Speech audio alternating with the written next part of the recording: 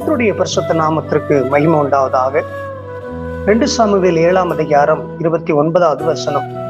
இப்பொழுதும் உமது அடியனுடைய வீடு என்றென்றைக்கும் உமக்கு முன்பாக இருக்கும்படி அதை ஆசீர்வதித்தருளும்.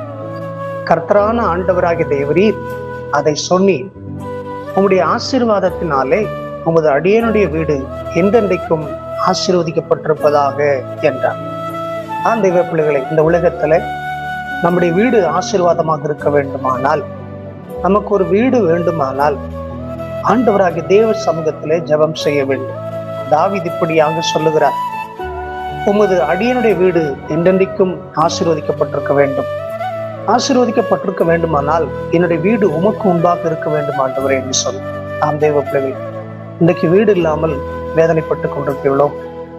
வீடு இருக்கிறது, அது கடன் நிமித்தம் இந்த வீடு என்னை விட்டு போய்விடுமோ என்று வேதனைப்பட்டு கொண்டிருக்கிறோம்.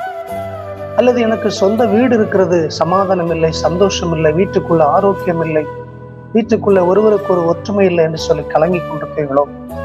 அல்லது வீடு இல்லாமல் நான் ஒவ்வொரு நாட்களும் வேதனைப்பட்டு கொண்டிருக்கிறேன், பல வருடங்களாக நான் வாடகை வீட்டிலே வேதனைப்பட்டு கொண்டிருக்கிறேன் என்று சொல்லி ஒருவேளை கலங்கி கொண்டிருக்கிறீர்களோ? இன்றைக்கு பரிசுத்த வேதம் சொல்லுகிறது, உமது அடியனுடைய வீடு உமக்கு முன்பாக இருக்க வேண்டும், அப்பொழுதுதான் அது ஆசீர்வதிக்கப்பட்டிருக்க வேண்டும். இன்றைக்கு தெய்வ பிள்ளைகளை, உங்களையும் உங்களுடைய வீட்டையும் உங்களுக்கு உண்டானது எல்லாவற்றையும் தெய்வ சமூகத்தில் வையுங்கள். தேவனுக்கு முன்பதாக வையுங்கள். கர்த்தர் உங்களையும் உங்கள் வீட்டையும் உங்களுக்கு உண்டான எல்லாவற்றையும் கர்த்தர் ஆசீர்வதிப்பாராக. வீடு இல்லாதவர்களுக்கு கர்த்தர் வீடு வாசல் ஏற்படுத்தி ஆசீர்வதிப்பாராக. God bless you. Amen.